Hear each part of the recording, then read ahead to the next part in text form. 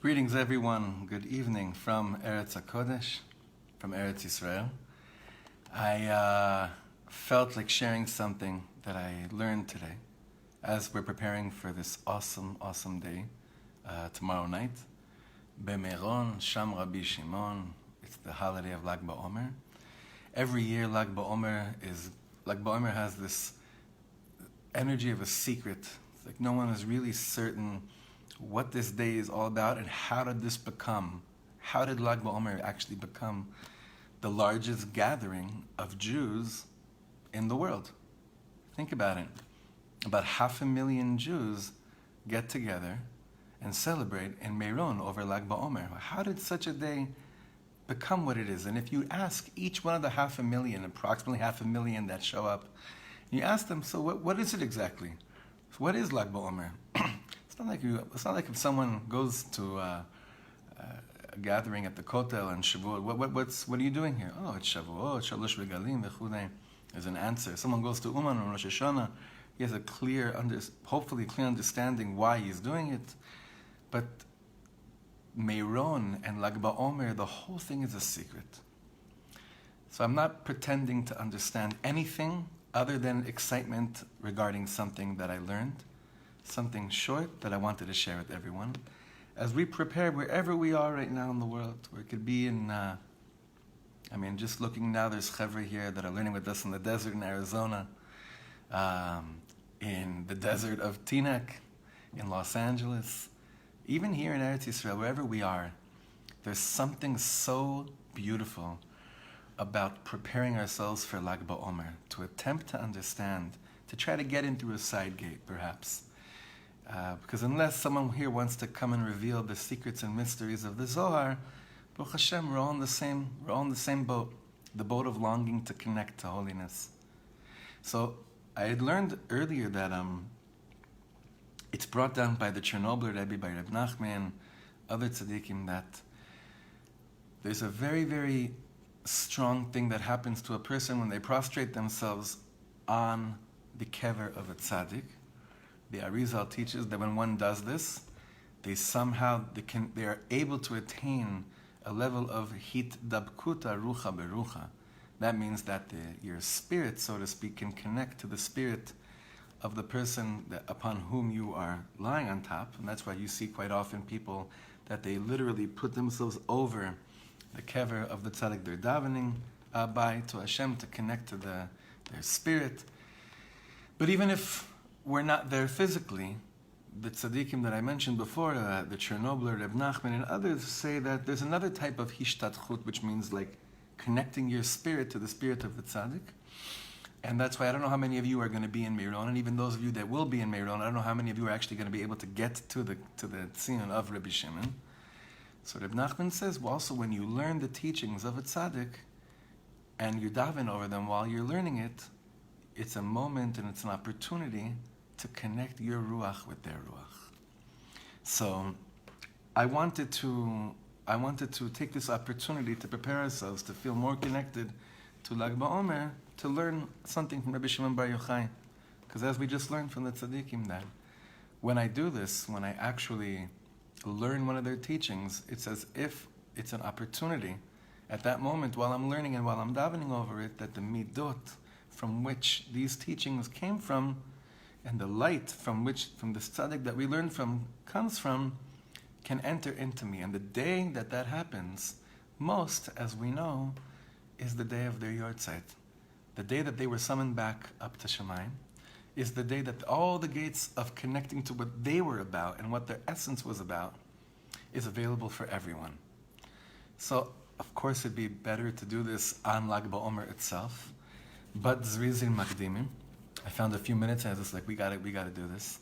I think that if we're able to attach ourselves to take one teaching, Rebbe Shimon bar Yochai, just one of them, and go into it, we can go into Lag BaOmer with a little bit more of an understanding of what I'm trying to achieve and hopefully what I'm opening my heart towards. So I saw this fascinating Gemara. It's a Gemara in Gittin, which Rebbe Shimon bar Yochai tells his students, he kind of gives them instructions, very clear instructions. Listen to this fascinating Gemara. This is the 67th daf in Gittin. Amar Rebbe Shimon letalmidav. Banai, so that's already beautiful. That when he refers to his students, he says, my children. Shanu midotai, learn about my midot, and we'll see it in a minute what that means.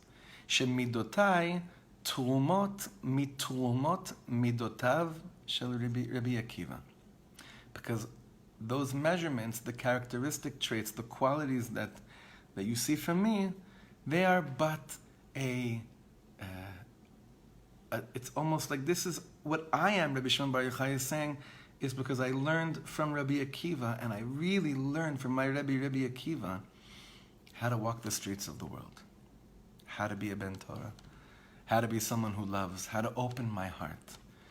So he's not saying to his students, Rebbe Shimon Bar Yochai is not saying to his students, learn from me, I know best. He's giving all the kavod in the world to his Rebbe, who happens to also be just the real Rebbe of Lag BaOmer, which we've given other classes over. This is a beautiful way of understanding how Rabbi Shimon Bar Yochai tells his students, what does it mean to focus on me? Focus on me because all I did was spend my life trying to figure out what my Rebbe said, what Rabbi Akiva was really all about. So Rashi helps us, and he says, when Rabbi Akiva says, Shanu midotai, means limdu torati, learn my Torah, learn my teachings. Go over what I've given you, what I continue to give you, go over it. Shemidotai trumot midotav shel Rabbi Akiva. Rashi says, what does it mean that my midos are a truma from the truma of Rabbi Akiva?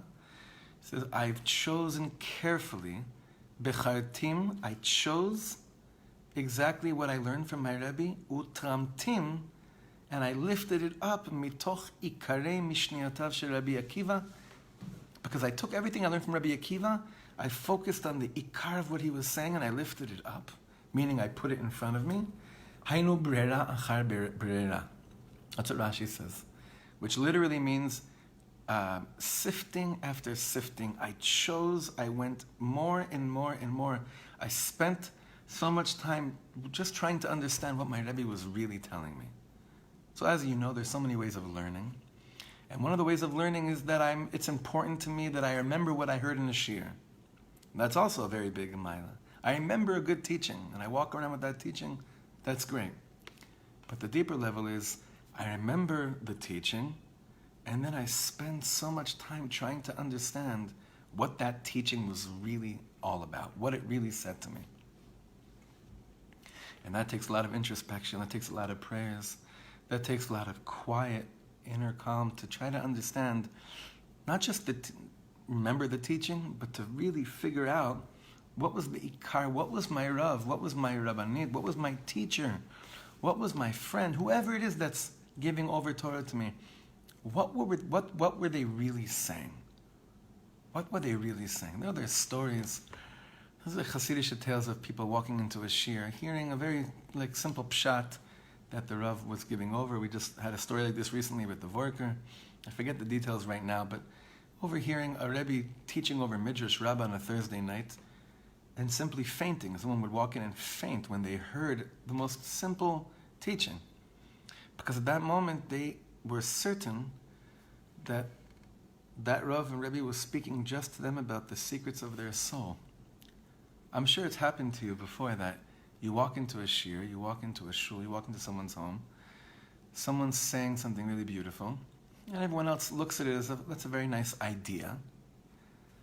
But then you're sitting there listening to it, and you're trying to understand, how does this person know all the secrets to my soul? So sometimes it happens immediately. It's like an et ratzon. But sometimes you have to spend so much time trying to understand. You have to have consistency. Saying, okay, I know I heard that teaching, but what does it really mean? Rebbe Shimon Bar Yochai was the Talmud of Rabbi Akiva that heard all the teachings and then spent so much time saying, but what does that really mean?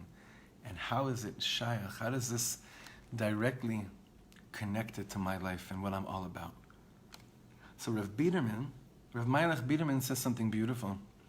He says that the Rabbi Akiva received Torah, Rabbi Shimon Bar Yochai received the Torah from his Rabbi Akiva, but that's what he was basically doing in the cave all those years.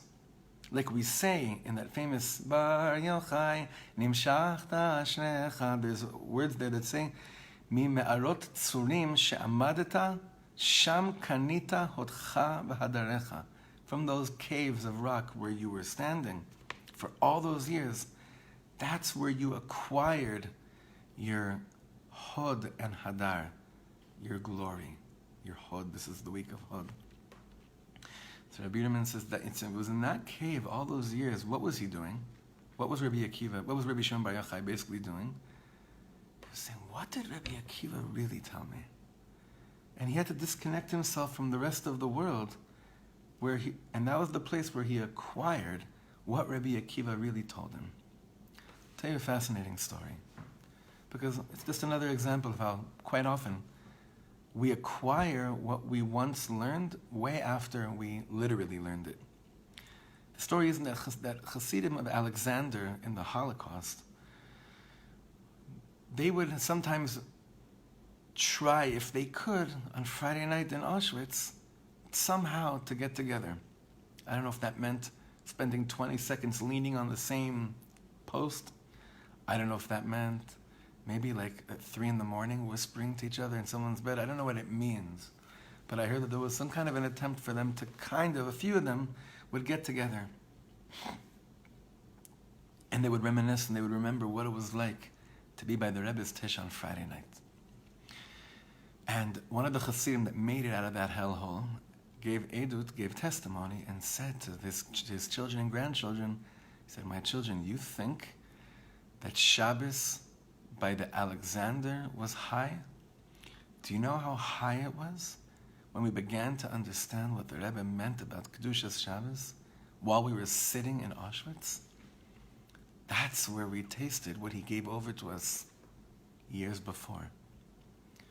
And this happens to us all the time. You just got to be open enough to be okay that Hashem knows exactly when you need what. In Hashem's time. But you got to be consistent with what you learn. You got to consistently seek all the time. What is the Torah that I learned? What does it mean? So on Lag BaOmer, we have this opening of stopping and remembering all the Torah Sheba'al Peh we've ever learned. And in the schut of what Rebbe Shimon bar Yochai did, do it to ourselves and say, what does the Torah that I already learned, where is it in my shorish? Where is it in my life? How does this relate to my life? Where do I see it in people? Where do I see it in relationships? Where do I see it in understanding myself and understanding my own role? This happens to us every Lag BaOmer. The gates open for this place of acquiring a gift of hatmada, of being consistent. In the schut of Rebbe Shimon, to be consistently seek out that which, our forefathers and our Rebbes and our Rebbitzins, everyone did before us. There's a famous saying where it says everyone has to ask himself, Matay yagiu ma'asai le'ma'asei avotai, which can be pretty depressing. If you measure yourself and you say, when will my actions reach the level of the actions of my forefathers? Some of us are very aware of the fact that it's probably not in the cards, meaning to compare yourself and to feel like you reached that level. It almost seems counterintuitive. Milchatchila doesn't make that much sense. But we learned from Reb Simcha Bonim Abshischa, he says, when a person says Mataya Giyu, it's just meaning like, when will the way that I begin to think about my aspirations, just to begin to think about my aspirations, when will that reach, any kind of level of what someone in my lineage once thought about? Because comparing yourself to anybody, and even to a previous form of yourself, has never really led anyone to do anything long-lasting, productive in this world. But in terms of hopefully attaining qualities of consistency, simple consistency, that's what we're saying, like, Matay yagiu ma'asei le'ma'asei avotai. I don't know exactly what my grandfather did. I don't know exactly how he was so holy. I don't know. But I'm sure that part of the ingredients which made him holy must have been the ingredient of consistency and opening his heart, trying to understand how to become himself. And in a nutshell, that is this place that we meet on Lag BaOmer of Rebbe Shimon bar Yochai, all those years in the cave, taking all the teachings he learned from his Rebbe Akiva and saying, when am I going to become myself through the gifts that you gave me? You know, each of us, if you stop for 1 second, which rarely happens, and say, wow, God, you must really believe in me because you've given me a lot. You've sent a lot my way. Even in today's day and age of modern technology, each person is constantly given so much showing up at his doorstep without them even having, working so hard to acquire something. How often do you stop and say, okay, God, I am thankful, but now I'm going to be a little bit chutzpahdik. I'm going to say, you got to give me the tools of consistency in order so that I can really understand why you sent me what you sent me. That's another gateway towards this beautiful power of Lag BaOmer, the zchut of Rabbi Shimon bar Yochai, who's telling his children, telling his students in the Gemara and Gittin, and he's telling us as well, learn my midot, meaning learn my Torah, like Rashi says. Learn everything I said. Because what I said is only a product of crying over trying to understand what my Rebbe Akiva told me. I'll see you in Meron, right?